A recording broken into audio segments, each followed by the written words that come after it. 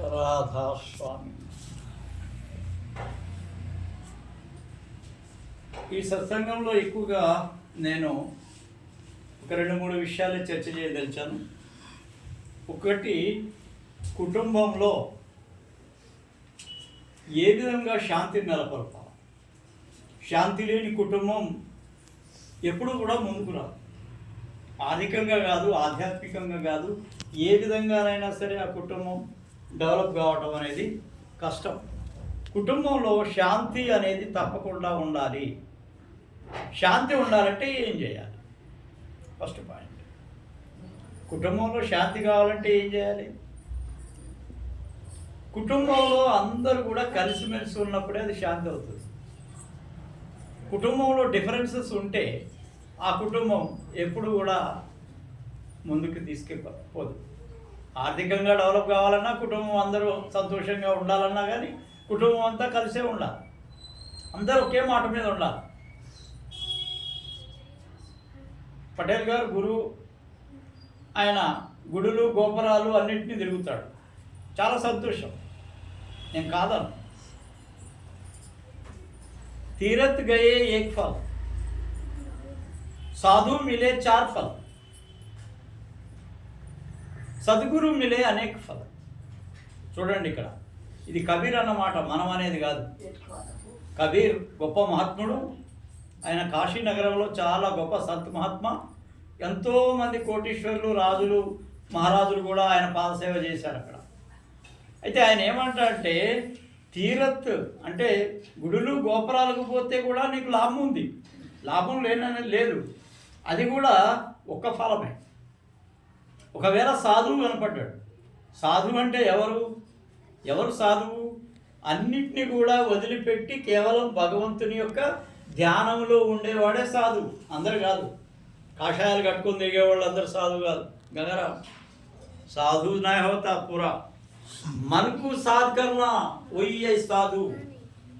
మనస్సుని ఏం చేయాల? సాధుత్వం వైపు, సత్వం వైపు, జ్ఞానం వైపు ఎవరైతే మలుస్తారో వాళ్ళే సాధువులు. ఈ సాధువుని గెలిస్తే 4 ఫలాలు. కానీ అదే సద్గురువు అంటే వీళ్ళకంటే పై స్థాయి వాడు. ఎప్పుడు భగవంతుని యొక్క ధ్యానంలోనే ఉండేవాడు, ఎప్పుడు శబ్ద ప్రకాశాల్లోనే జీవనం చేసేవాడు.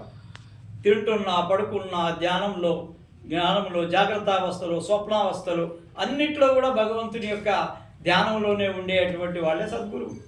ఏ సద్గురు ఏక్ బాత్ బోలే ఓ సై హోతా.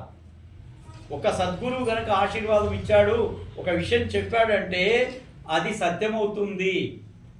ఎందుకు సత్యమవుతుంది? ఎందుకు? అతను సత్యంలో ప్రయాణిస్తున్నాడు కాబట్టి, అతను సత్యం వైపే ఉన్నాడు కాబట్టి, అతను సత్యంతో జీవిస్తున్నాడు కాబట్టి. ఈ సత్యంతో జీవించేవాళ్ళు ఏదైనా సరే ఒక మాట అంటే అది సత్యమవుతుంది. ఇప్పుడు మానవుల్లో 3 రకాల తెగలు ఉన్నాయి. ఒకడు తమోగుణం వాడు, అంతా నాదే అనుకుంటాడు. రజోగుణం వాడు ఏమంటాడంటే నా వల్లనే జరుగుతుంది అంటాడు. కొద్దిసేపు కాలు మొక్కుతాడు, అది చేస్తాడు, ఇది చేస్తాడు, మన నా వల్లనే అంటాడు. సత్వగుణంలో ఉండేవాడు ఒకడే. వాడు ఏం చేస్తాడు? ఇప్పుడు సత్యం వైపే ఉంటాడు, జ్ఞానం వైపే ఉంటాడు, భగవంతుని చరణాలే పట్టుకుంటాడు. దీన్ని సత్వగుణం అంటారు. దీన్ని ఏమంటారు? సత్వగుణం. ఈ సత్వగుణంలో ఉండేవాడే, సత్వం మాత్రమే బోధించేవాడే, సత్వంతో ప్రయాణం చేసేవాడే సద్గురు. రాధాస్వామి దీంట్లో 3 ప్రధానమైనటువంటి విషయాలు ఉన్నాయి. ఏమేమి ఉన్నాయి? సద్గురు, సత్సంగ్, సత్నామ్. ఈ 3 ఏమేమి ఉన్నాయి? సత్సంగ్, సద్గురు, సత్నామ్. ఈ 3టిని వివరిస్తాం అలా. ఇప్పుడు సత్సంగం ఉంది. అసలు ఎందుకు సత్సంగం చేయాలి? మనం సత్సంగాలు చేస్తాం కదా, ఎందుకే?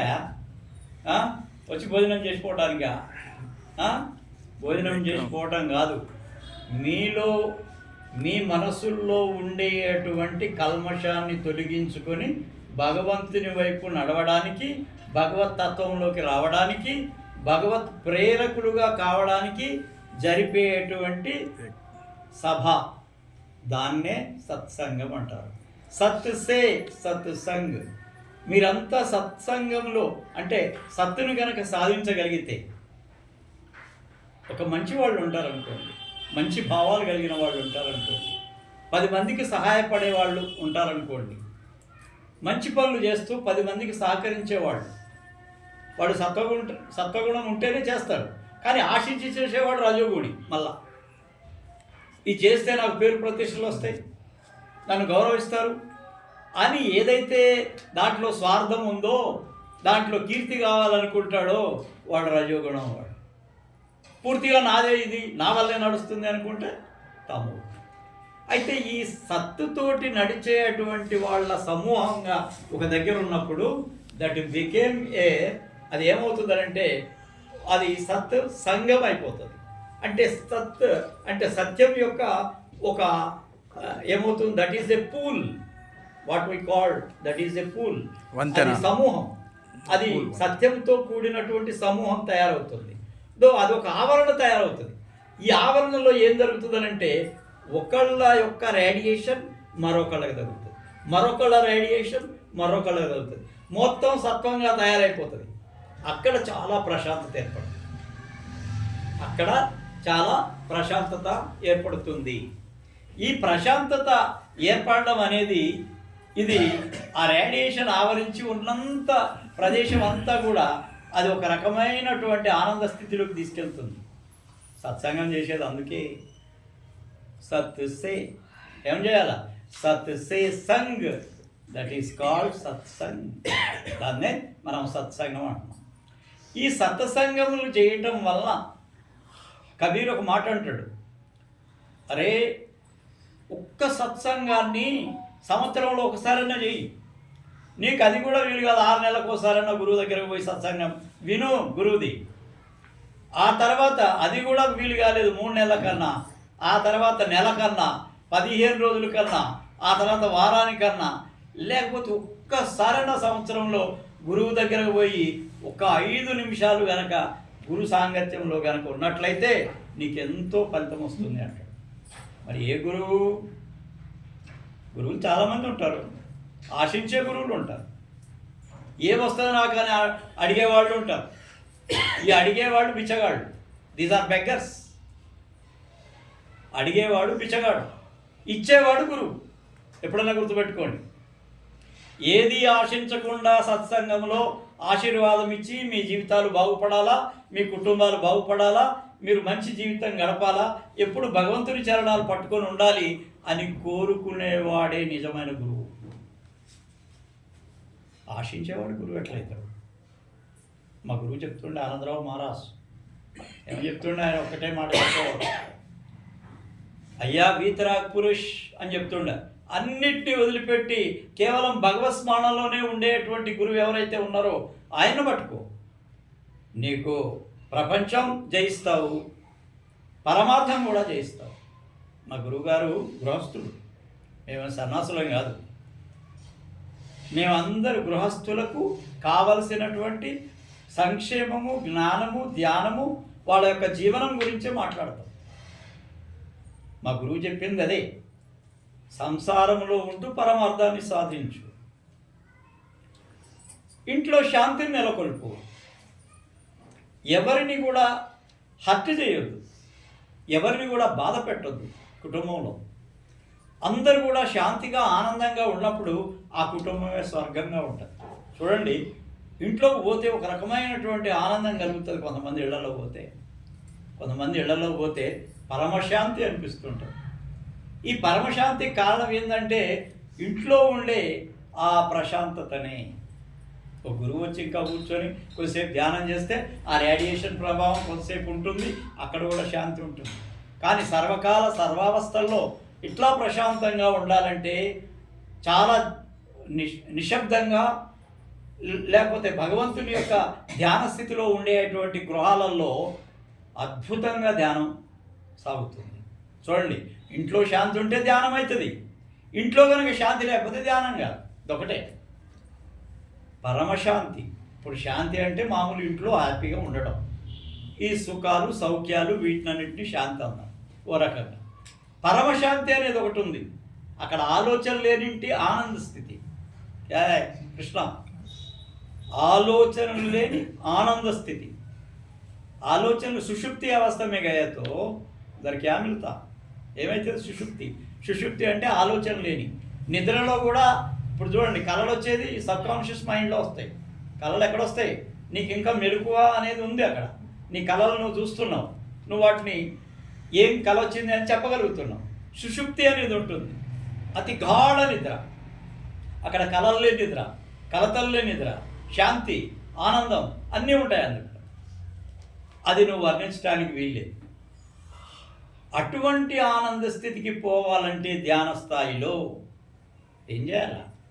శాంతియుతంగా జీవనం గడపాల కుటుంబం అంతా కూడా. కుటుంబం అంతా శాంతియుతంగా ఉన్నప్పుడు అది స్వర్గం అనుకోవాలి అంతే. అయితే అలాంటి శాంతి సాధించడమే ఈ రాధాస్వామి సత్సంగం యొక్క ప్రధానమైన లక్షణం. మా గురువుగారు చెప్పేది, అయ్యా ఇంట్లో సాధించండి, బయట ఏం సాధిస్తావా నువ్వు? ముందు ఇంట్లో చక్కబెట్టు అంతా. ఇంట్లో ఆనందంగా ఉండని అందరూ సుఖంగా ఆనందంగా గడపండి. తర్వాత ఎవరికి నేను చెప్పింది దాని ప్రభావం పడుతుంది. వేరే వాళ్ళకి ఒకసారి రామకృష్ణ పరమహంస ఇట్లనే చెప్పాడు. ఏమంటా అంటే, బెల్లము తినొద్దని ఒక పిల్లవాడికి చెప్పాలి. ఒక తల్లి తీసుకొచ్చింది, మహారాజు ఈ బెల్లం తిని ఖరాబ్ అవుతున్నాడు, అసలు ఎట్లా అని. ఒక వారం రోజుల తర్వాత రమ్మన్నాడు రామకృష్ణ పరమహంస. వారం రోజుల తర్వాత, బాబు నువ్వు బెల్లం తినొద్దు అన్నాడు. ఈ మాట ఎప్పుడో వారం ముందే చెప్పొచ్చు కదా, ఈయన ఏంది వారం రోజుల తర్వాత బెల్లం తినొద్దు అంటున్నాడు. ఆ పిల్లవాడికి ఎందుకు చెప్తున్నా అంటే, రామకృష్ణ పరమహంస కూడా బెల్లం తినే అలవాటు ఉండే. అది వారం రోజులు మానేశాడు. ఆయన వారం రోజులు మానేసేసాడు, బెల్లం తినడం మానేశాడు. మానేసిన తర్వాతే చెప్పింది ఆచరణ. గంగారాం, ఆచరణ అంటే ఏంటి? మానేసిన తర్వాత ఆయన చెప్తున్నాడు, ముందు చెప్పలే. ఎందుకు చెప్పలే? వారం రోజులు టైం తీసుకున్నాడు దానికి. ఆచరణ పెట్టిన తర్వాత ఏదైనా సరే చెప్తే అది ఎవరైనా వింటారు.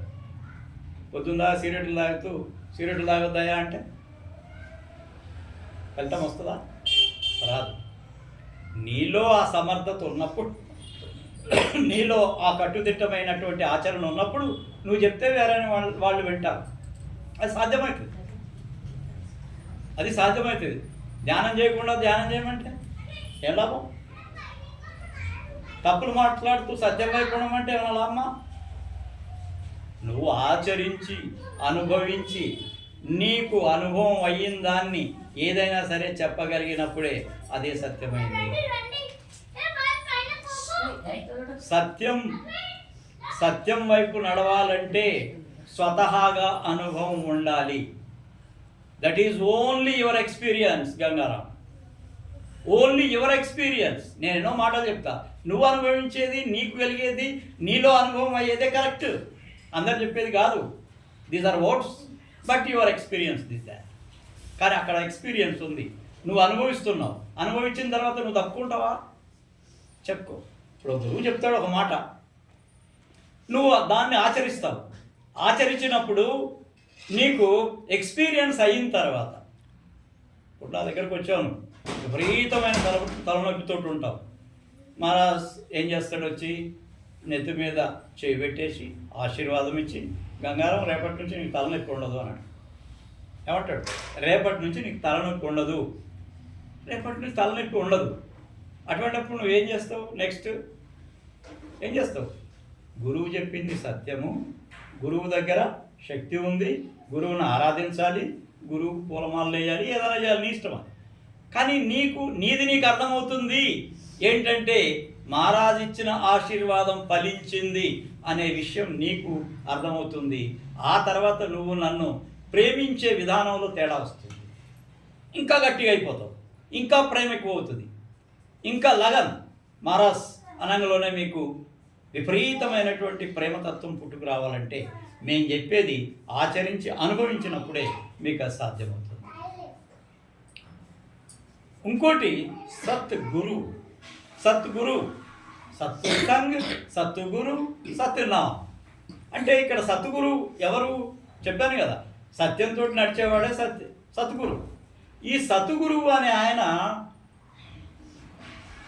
ఎప్పుడు కూడా ఆ ధ్యాన స్థితిలోనే ఉండాలి. చాలా వరకు ధ్యానం చేస్తూ ఉంటారు, కొంత ఎత్తుకు పోతారు, మళ్ళీ జారి కింద పడతారు. కొంతమంది పోతారు, పైకి దాకా వెళ్తారు, కానీ నిలబడలేక మళ్ళా కింద పడిపోతారు. కొంతమంది ప్రయత్నం చేస్తూ ఉంటారు, అక్కడ కొండ ఉందనుకోండి, ఆ కొండ చుట్టూ తిరుగుతాడు ఎక్కుదాం అనుకోని, అంతట్లో ఆ కొండ చుట్టూ తిరిగేటప్పటికి అయిపోతుంది, అసలు కొండను ఎక్కడం లేదు. మనం కొండలో శిఖరం ఎక్కాలా, ఆ శిఖర స్థాయిని అందుకోవాలి. ఈ అందుకునేటప్పుడు అనేకమైనటువంటి కష్టాలు ఉంటాయి. లేవనిగా ప్రతి ఒక్కరు సత్యం వైపు నడవాలంటే, ధ్యానం వైపు నిలబడాలంటే, ధ్యానం వైపు అనేక ఆలోచనలు వస్తాయి, సత్యంలో అనేక కష్టాలు వస్తాయి. వీటిని నిభాయించుకొని నిలబడేవాడే నిజమైనటువంటి శిష్యుడు. శిష్యుడు అన్నీ అర్పించినప్పుడే, శరణాగతి అయినప్పుడే దీని ఫలితం ఉంటుంది. శిష్యుడు అంటే అందరు శిష్యులు గారు. దండలేసి కాలు మొక్కినంత మాత్రాన ఎవరు శిష్యులు గారు. ఒకటి గుర్తుపెట్టుకోండి, శిష్యుడు ఎవరైతే ఉన్నారో గురువుకి సమర్పించేవాడు, సర్వము సమర్పించేవాడు, శరణాగతి అయిపోయేవాడు గురువుకి, ఆయన నిజమైన శిష్యుడు. అందరు కాదు. శరణాగతి అని అంటే ఏంది? నువ్వు తప్పక నాకు ఇంకొకళ్ళు లేరు, మొత్తం నా యొక్క జ్ఞానాన్ని ధ్యానాన్ని అన్నిటినీ నీకు సమర్పిస్తున్నా అని చెప్పి వాడి దగ్గర ఉన్న ఆస్తి అంతా లాక్కునేవాడు గురువు అనుకునేవాడు. అది తప్పు. గురువు అనేవాడు శిష్యుడిని ఏమాత్రం కూడా మోసం చేయకూడదు. నా దగ్గరకు వచ్చాడు, నా శరణాగతిలో ఉన్నాడని ఏమైనా మోసం కనుక జరిగింది అని అంటే అతను గురువు కాదు. గురువు కాదు. గురువు ఎంతసేపు ఏం చేయాలా? ఉస్కా భలాయికే లియే ప్రయత్న కర్నా చాహియే. అతని యొక్క అభివృద్ధి కోసం, అతని జ్ఞానం ఇవ్వటం కోసం, అతని జీవితంలో బాగుపడటం కోసం, అతను ఎప్పుడు భగవంతుని వైపు నడవటం కోసం ప్రయత్నం చేస్తూ ఆయనకు ఆశీర్వాదం ఇచ్చేవాడే నిజమైన గురువు. అందరి గురువులు కాదు. శరణాగతి హోనా, శరణాగతి అయినప్పుడే కదా, నువ్వు ఖాళీ అయిపోతేనే గురువు వస్తాడు లోపలికి. జబ్ మై తా తబ్ తూ నై, జబ్ తూ హై మై నై, ప్రేమ్ గలి అతి సంకరి వామై దోనా సమాయ్. ఏమంటాడు? అయ్యా, నువ్వు కనుక ఉన్నావంటే భగవంతుడు లోపలికి రాడు, నువ్వు లేకపోతే భగవంతుడే ఉంటాడు మొత్తం. అర్థమవుతుందా? అంటే నేను నేను అనేవాడికి భగవంతుడు ఉండడాయా? భగవంతుడిని ఆహ్వానించి లోపలికి తీసుకుంటే నువ్వు ఉండవు. నువ్వు ఉండమంటే there is no identity of yourself. You are become nil, you are become శరణాగతి, సో యు బికమ్ నిల్. ఇప్పుడు ఎప్పుడైతే నిల్ అయిపోయినట్టు నీకు అవుతుందో, ఐడెంటిటీ లేకుండా అవుతుందో, అప్పుడు భగవంతుడు వచ్చి చేస్తాడు. అప్పుడు లోపల నుంచి శబ్దాలు, ప్రకాశాలు అన్నీ తయారవుతుంటాయి లోపల. నువ్వు లేనప్పుడు ఆయన ఉంటాడు, ఆయన ఉన్నప్పుడు నువ్వు ఉండలేవు. ఇంకోటి, ప్రేమతోటి కనుక నువ్వు ప్రయాణించినట్లయితే ఆ స్థితిని అందుకోగలుగుతావు. గురువుతోటి ప్రేమ ఎట్లా ఉండాలంటే స్వార్థం లేని ప్రేమ ఉండాలా. గురువు దగ్గర పోతే నాకేమొస్తుంది, గురువు దగ్గర పోతే నాకు ఆశీర్వాదం ఇస్తే నాకు ఫలించదేమో, లేకపోతే గురువు దగ్గరకు పోతే ఏం లాభం, ఇన్ని సంవత్సరాల నుంచి నేను తిరుగుతున్నా. అరే నువ్వేమనుకుంటున్నావా? నువ్వు నిస్వార్థంగా కనుక గురువు దగ్గరకు వచ్చి గురువు చెప్పింది కనుక ఆచరించి కనుక నడిస్తే నీకు కనీసం డబ్బులు రాకపోయినా సరే మీకు ధ్యాన స్థితి కుదురుతుంది, మీరు ప్రశాంతంగా ఉండగలరు, మీరెప్పుడూ కూడా ఒక సుఖమైన ఆనందకరమైనటువంటి జీవితాన్ని గడపగలరు. గురువు డబ్బులు ఇవ్వటానికి రాడు, మీకు భగవంతుని యొక్క చరణాలు చూపించడానికి వస్తాడు. భగవత్ చరణాలు నడచడానికి మార్గం చూపించేవాడే గురువు. గురువు అంటే మీలో ఉండే అంధకారాన్ని తొలగించేవాడే గురువు. కాబట్టి అట్లాంటి గురువుని పట్టుకోండి. ఆ గురువు ఏం చేస్తాడు? ఉనే సత్నామ్ దేతా, సత్సంగ్, సద్గురు और సత్నామ్. సత్నామం అంటే ఇప్పుడు చాలా వరకు మనోళ్ళు అనుకునేది ఏంటంటే ఏమైనా సరే ఒక మంత్రం ఇస్తాడేమో గురువు అనుకుంటారు. గురువు ఇచ్చేది రాధాస్వామి సత్సంగంలో ఏంటంటే ఆశీర్వాదం ఇచ్చేస్తాడు, లేకపోతేనేమన్నా వాళ్ళకు ఏదైనా సరే ఒక రాధాస్వామి చెప్పేసి చెయ్యండి అమ్మ సరిపోతుంది, ఇది చెయ్యండి అయ్యా సరిపోతుంది అని చెప్తారు. కానీ ధ్యానం చేసేటప్పుడు భూమధ్యంలో పై నుంచి వచ్చిన శక్తి ఏదైతే ఉందో అనంతమైనటువంటి శక్తి ఏదైతే ఉందో అది బ్రహ్మరంధ్రం నుంచి అది లోపలికి వచ్చి ఇక్కడ భ్రూమధ్యంలో ఆగిపోయి అక్కడి నుంచి మొత్తం శరీరం అంతా వ్యాపించింది. ఈ శరీరంలో వ్యాపించున్నటువంటి మొత్తం శక్తిని తీసుకొచ్చి మళ్ళా భ్రూమధ్యంలో పెట్టి అక్కడి నుంచి తిరుగు ప్రయాణం కావడమే, అనంతమైనటువంటి శక్తిలోకి వెళ్ళడమే అసలైనటువంటి ప్రయాణం. राधा स्वामी नाम जो गावे सोई तरे कल कले सब सुख पावे सब. చూడండి, రాధాస్వామి నామం గనక మీరు సర్వదా జపిస్తూ ఉంటే మీకు ఎప్పుడు సుఖాలే కానీ మరొకటి కష్టాలు ఉంటే తొలగిపోతాయి, సుఖాలు మిమ్మల్ని చేరుతాయి అని చెప్తారు. అయితే ఇక్కడ సుఖము అనేది శారీరక సుఖమా, మానసిక సుఖమా, ఎట్లాంటి సుఖం? ఏ కోరికలు లేని సుఖం. It is desireless state, what we call desireless స్టేట్లో నీకేముంటుంది? ఏ కోరికలు లేవు అని అంటే కుటుంబ విషయాల్లో శాంతి అయిపోయిన తర్వాత నువ్వేం కోరకుండా భగవంతుడినే ఆశ్రయించున్నప్పుడు నీ కోరికలు ఏమవసరం? బుద్ధుడు అన్ని సంవత్సరాలు తపస్సు చేసి కనుక్కుంది అదే, desireless state that leads to God అంటాడు. ఏమంటాడు? మీ కోరిక లేనటువంటి స్థితి ఏదైతే కలుగుతుందో, మీకు అంతిమమైనటువంటి మార్గం ఏదైతే ఉందో అదే మీకు ఆ ప్రకాశంలోకి, ఆ శబ్దంలోకి తీసుకెళ్తుంది అని అంటాడు.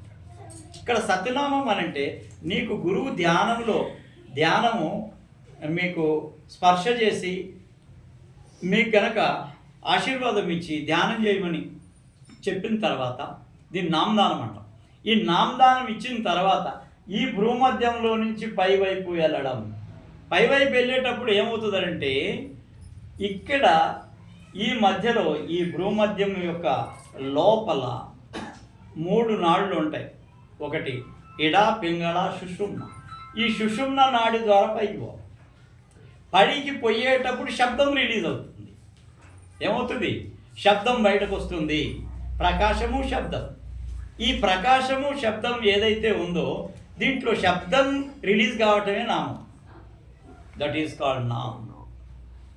శబ్ద్ భజన్ ఉంది. మనం బయట ఇచ్చే ఈ భజనలు కావు, బయట భజనలు కావు, లోపల ఒక భజన ఉంది. ఆ భజన ఏదైతే ఉందో ఈ భ్రూమధ్యములో వచ్చేటువంటి శబ్దము, దీన్నే భజన్ అంటారు. నామ్ హై, ఓ నామ్ హై. నామ్ అంటే అక్కడ ఏంటంటే నువ్వు ధ్యానం చేసి అక్కడ నుంచి వచ్చేటువంటి శబ్దం ఏదంతో ఆ భజనతో మనం పైకి వెళ్ళి మళ్ళా ఇక్కడ నుంచి ఎక్కడైతే ఎంటర్ అయ్యిందో ఈ బ్రహ్మరంధ్రంలో ఇక్కడ నుంచి పై స్థాయికి వెళ్ళిపోతుంది. ఇక్కడ నుంచి పై స్థాయికి వెళ్ళిపోతుంది. ఈ పై స్థాయికి వెళ్ళడము ఏదైతే ఉందో అంచెలంచెలుగా శబ్దాలు వింటూ పైకి వెళ్ళేటువంటి స్థాయి ఏదైతే ఉందో దీన్ని సాధించడం కోసమే సత్నామము. This is సత్నామం. ఏమేం చెప్పుకున్నాం ఇప్పుడు? సద్గురు, సత్సంగ్, సత్నామం. ఈ మూడింటిని సాధిస్తేనే కదా మన జీవితం అంతా ధన్యం కావాలంటే ఇదే. అసలు భూమి మీదకి మనం ఎందుకు వచ్చామని రోజు ప్రశ్న వేసుకోండి. అసలు మన పని ఏంది? మనం ఎందుకు వచ్చాం? తినటం, పిల్లల్ని కనటం, చనిపోవటమేనా? ఇంకా ఏదన్నా ఉందా? ఇంకా ఏమైనా సరే దీంట్లో సారం ఉందా? సారం ఉంది. భగవంతుడు వరకునే పంపలే మనల్ని అందరినీ. మనకు విచక్షణ జ్ఞానం ఇచ్చాడు, నువ్వు ఆలోచించే శక్తిని ఇచ్చాడు, పశుపక్షాదులకు లేనటువంటి శక్తి నీకు ఇచ్చాడు. మానవ జన్మ దుర్లభమైంది. భగవంతుడిని కనుక్కోవాలంటే మానవ జన్మలోనే కనుక్కోవాలి, మరి ఏ జన్మల్లో ఛాన్స్ లేదు. ఎందుకంటే వచ్చిన తావు ఎక్కడి నుంచి వచ్చిందో ఆ సోర్స్కి మళ్ళా వెళ్ళేటువంటి స్థితి మానవుడికే తెలుసు, కానీ వేరే వాళ్ళకి తెలియదు. అయితే ఎన్నో జన్మల యొక్క ప్యాస మీన్స్ దట్ దాహం ఉంది. ఏంటంటే భగవంతుడిని చేరుకోవాలని ఎన్నో జన్మల పరంపరలు గడిచిపోతూనే ఉన్నాయి. కానీ మనం చేరుకోవడానికి ఒక్కొక్క మెట్టు ఎక్కుతూ ఉండాలి. ఎవరైతే గురు సాన్నిధ్యంలోకి వచ్చారంటే వాళ్ళకి కొద్దిగా ఉన్నట్టే లోపల, లేని వాళ్ళు రాలేరు, కూకోలేరు. నేను ఒక ఫ్రెండ్ చూసిన ఓసారి రాధాస్వామి సత్సంగంలో మా గురువుగారు ఆనందరావు మహారాజు వచ్చినప్పుడు బాన్స్వాడ రమ్మని చెప్పి తీసుకొచ్చాను. తీసుకొస్తే కొద్దిసేపు కూర్చున్నాడు. ఆయన కూర్చొని బయటకు వెళ్ళిపోయాడు. నేను అడిగిన, ఎందుకురా బాబు ఎందుకు వెళ్ళిపోయినావు అంటే, నాలో చెడ్డ చెడ్డ ఆలోచనలు వస్తున్నాయి, నాలాడు అన్నాడు. చాలా బ్యాడ్ థాట్స్ వస్తున్నాయి అంతా కూడా. నాకు అసలు ఆగలేకపోతున్నాను, నేను ఇక్కడ నేను వెళ్ళిపోతున్నా అని చెప్పి వెళ్ళిపోయాడు. ఆపినా కానీ ఆగల, వెళ్ళిపోయాడు. అంటే దాని అర్థం ఏంది? Is not eligible to listen the satsang of Guru. Eligible కాదు. ఇంకా ఎన్నో జన్మలు కావాలి. ఇక్కడికి వచ్చి కూర్చోవాలన్నా వినాలన్నా ఎన్నో జన్మల యొక్క పుణ్యఫలం ఉంటేనే ఇక్కడికి వస్తాం, లేకపోతే రాలేం. ఇది డివైన్, ఇది మామూలుగా ఏదో ప్రపంచం కాదు, భగవంతుని వైపు వెళ్ళే మార్గం ఇది. కాబట్టి ఈ మార్గంలో పోయేటప్పుడు ఎన్నో సమస్యలు ఎదురైనప్పటికీ కూడా మనం విడవకుండా నడిచేది కరెక్ట్ అయిన విధానం. ఏం చేయాలి? నిత్యం కొంత సమయం భగవంతునికి కేటాయించండి, భగవద్ ధ్యానానికి కేటాయించండి. మీ గురువు ద్వారా నామదానం తీసుకున్నట్లయితే గురు ధ్యానం చేయండి. గురువు భగవంతుడు వేరు కాదు. భగవంతుడి యొక్క శక్తి అంతా గురువులో నిక్షిప్తమైంది కాబట్టి ఆ గురువు భగవంతుడు వేరు కాదు. కబీర్ అంటాడు కదా, గురువు భగవంతుడు ఇద్దరు వచ్చి నిలబడితే నువ్వు ఎవరికి నమస్కారం చేస్తావయ్యా? కిస్కు కర్ నమన్ అని అంటాడు. ఎవరికి చేస్తావు? నేను గురువుకే చేస్తా అంటాడు. ఎందుకు గురువుకి చేయాలి? గురువు మార్గం చూపించేవాడు కాబట్టి. భగవంతుడి యొక్క చరణాలు పట్టుకోవడానికి గురువు మార్గం చూపిస్తాడు. అంటే అందరం పోయి మొక్కుతున్నాం కదా గురువు దగ్గర. ఇప్పుడు భగవంతుని దగ్గర పోతున్నాం, అందరం కూడా మొక్కుతున్నాం. ఇంకా గురువు ఏం అవసరం అని మీకు అనుమానం రావచ్చు. వైఫర్ ఎందుకు? గురువు ఎందుకు మనకి? గురువు ఎందుకు అని అంటే, నువ్వు బయట పోయి మొక్కి తర్వాత వచ్చి అన్నీ కూడా చెడ్డ పనులు చేయటానికి, అవి చేయటానికి, ఇవి చేయటానికి ఉంటాం. కొంతమందిని నేను చూస్తా, హనుమాన్ చుట్టూ రోజు ప్రదక్షిణలు చేస్తాడు. మళ్ళా నిజ జీవితంలో ఒక సత్యం కూడా మాట్లాడు. హనుమంతుడు చుట్టూ తిరుగుతున్నావు, రోజు ప్రదక్షిణలు చేస్తున్నావు. కిస్కెళ్ళి ఎందుకు? దికావట్, ప్రజలకు చూపేయటానికి. ఓ పెద్ద భక్తుడు ఏషం నాటకే. ఈ నాటకాలు బంద్ చేయాలి. నిజమైన హృదయం ఉండాలా, నిజమైన భక్తి ఉండాలా, నిజమైన శక్తి ఉండాలా. ఇది ఇచ్చేవాడు గురువు. నువ్వు తప్పిపోకుండా, అటు ఇటు తప్పిపోకుండా సరి అయినటువంటి మార్గంలో ఉంచేవాడు మళ్ళా గురువే. కాబట్టి గురువునే ఎందుకు ఎన్నుకున్నాడు కబీర్ అని అంటే, మార్గం చూపిస్తాడు కాబట్టి, భగవంతుని యొక్క మార్గం చూపిస్తాడు కాబట్టి గురువునే మీరు పట్టుకోవాలి.